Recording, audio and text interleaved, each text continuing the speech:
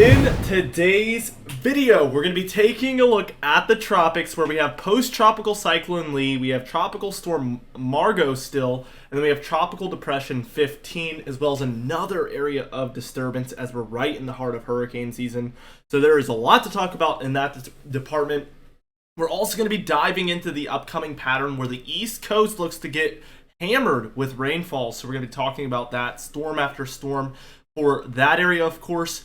And then we're going to be talking about the long-range temperature pattern and why I think this fall could be a very, very cold one. So we're going to get into all that, but before we do, be sure to check out Prestige Weather in the description and the pinned comment down below. We do have our official snowfall forecast out and available in there. We do early access for all of our monthly and seasonal forecasts over there. We also do weekly weather consulting calls and other consulting services within there, and all of you have just been so supportive of it. So many people have loved the services, and we're super, super happy about that. So it's $5, and it's in the description and the pinned comment down below. Let's dive into things, and as you can see, we have our post-tropical cyclone Lee here, located right near the coastal areas of Canada and the coast of Maine there, where this storm is bringing major impacts already.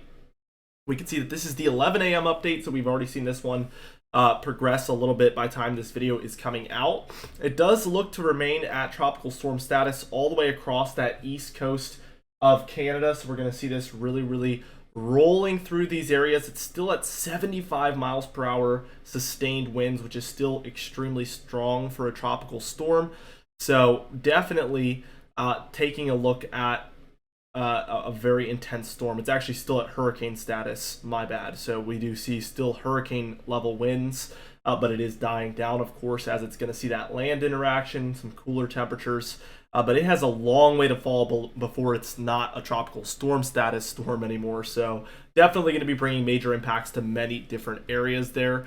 As you can see, this is Tropical Storm Margot, which looks to remain a tropical storm until about Tuesday, Wednesday timeframe. It will downgrade down to tropical depression status, and then pretty much likely late this week die out, as this one has been a long-term tropical system that's just been sitting out there in the Atlantic for so many days, and I think it's been weeks at this point. So just a very, very long-term storm that we've been watching closely.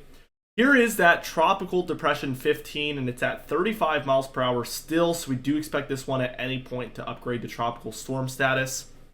It looks to remain that way until about Monday, where it will upgrade to a hurricane, and then it's going to stay that way until about late week, so Thursday, and then we don't really have a forecast beyond that. The good news is here that we've seen a huge east shift. It was expected to potentially hit Bermuda.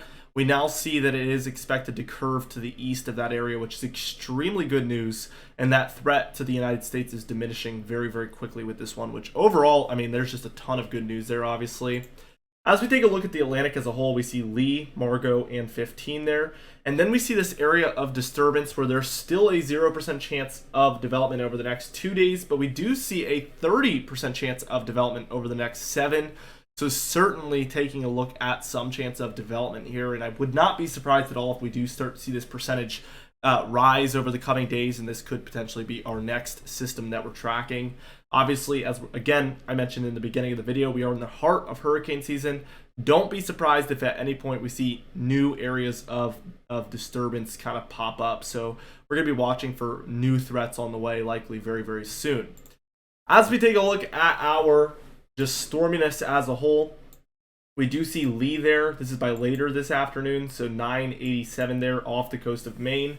We do see in general some thunderstorms popping up here for the upper Midwest and Great Lakes here with an area of just storminess in general. We do see Texas seeing some thunderstorms, and then the Southeast has this pocket of thunderstorms as well. So overall, a stormier day here for Saturday. As we reach Sunday, the 17th, tomorrow from the time I'm making this video, we do see that the entire eastern United States is at risk of seeing some thunderstorms and showers around, even overnight here. We could see this shift towards North Carolina, Virginia, and the rest of the mid-Atlantic there. So this kind of pocket here is where we'll be watching for those thunderstorms. And for the day on Monday, we do see this does develop into a nor'easter at a certain point. So 1,002 millibars right there for Tuesday. So bringing some thunderstorm activity along the east coast there. By the time we take a look at Tuesday, we see this one will be making impact right around where Lee is bringing impact. So some storms and winds here from this system on Tuesday afternoon. Let's just move this towards Wednesday, and we can see a little bit of a quieter day here, although we do see some thunderstorms down here for Texas and Oklahoma. The southeast as well here for portions of Florida. And then we do see some more wintry weather up here in the northwest, where we do have snowfall there in the Canadian Rockies. So a couple of interesting things happening there. By the time we reach Thursday, we see a system developing out west, 1004 over Utah, and this does bring plenty of rainfall and little bits of snowfall there for the very, very mountain tops, of course. By the time we reach Friday, we see maybe another nor'easter developing off the southeast coast. We'll have to watch that very closely. The south central states dealing with some thunderstorms, and then again, this storm system now very stretched out all the way from the west coast through the Rockies, the northern plains, and the upper Midwest here now, bringing some thunderstorms and showers to these areas. By the time I reach Tuesday, we do see this kind of nor'easter activity there. For the southeast, we see Virginia, North Carolina, West Virginia, South Carolina, Georgia, Mississippi here, Tennessee, and Florida, all bringing some thunderstorm activity and dealing with that activity as well. And this lasts all the way through the weekend into Monday, where we see the entire East Coast dealing with some storminess as a result of this system. We do see that for the northern Rockies and northern plains, we have another area of storms as well taking place. So overall, we do see that little quieter period in there for the midweek, but really we pick things back up, as you can see, for the weekend and into the earlier portion of next week, and that is going to be what we're watching very, very closely for. Now, as we take a look here at the total precipitation, we can see a couple of areas of above average activity. One here for the plains and through into the upper Midwest. So anywhere in the reds as a rule of thumb is where we're watching for overall above average activity. And then for the eastern seaboard here as a result of Lee and the double nor'easter that we see take place over the next 10 days. We do see a very large amount of precipitation. The red's going to be about 2 to 5. And then the browns here that we see for some of the mid-Atlantic down through the Carolina coastline, that is going to potentially be 5 to 10 inches of precipitation. So certainly a whole lot of activity on the way this upcoming 10-day period for the eastern seaboard. Now, the total amounts are on the bottom, so if you're curious about your specific area, you can take a look at this and see what color you're under. And this is the European model, by the way. Now, as we take a look at the temperature pattern over the coming months, the rest of September looks about like this. Negative PNA trending in.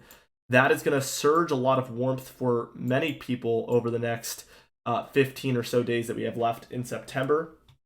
As we move towards October, we see a very, very sharp flip in the pattern. We see warmth prevailing along the west, which is indicative of a positive PNA, which stands for Pacific North American Oscillation, and this does the exact opposite. We see all this warmth trending in for Canada. This pushes that Arctic air down into the central and the eastern states, and that's what we end up seeing a lot of there in October. November is a little bit of the same, although we see some cooler temperatures for the southwest.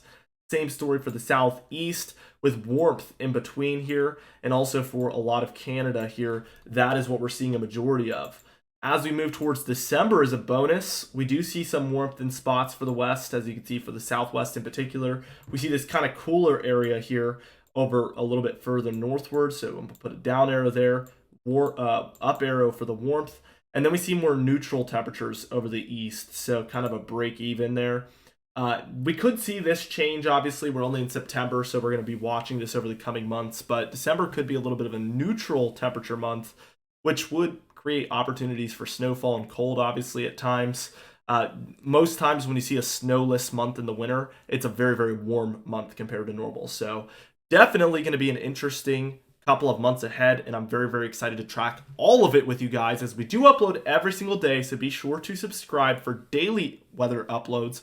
Also, you can hit the bell icon for daily notifications when we upload so you never miss one. Be sure to like the video if you did enjoy it, leave a comment down below, and I'll see you guys in the next video.